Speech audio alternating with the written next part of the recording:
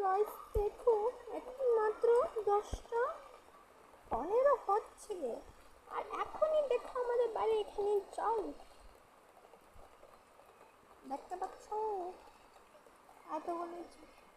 আর দেখো আমাদের ফুল গাছটা কি সুন্দর ফুল ফুটেছে, দেখবে এই দেখো, দেখলে ফুলটা। আমি ভেবেছি সামনে যাবো, কিন্তু ছাদে তো আমার বোন নিয়ে গেছে। কি করে দেখাই তোমাদের বলো তো, আমার ফোন তো ওয়াটারপ্রুফও নেই। এক সেকেন্ড দাঁড়াও, তোমাদেরকে দেখাচ্ছি বৃষ্টিতে গিয়ে, ওকে 2 মিনিট।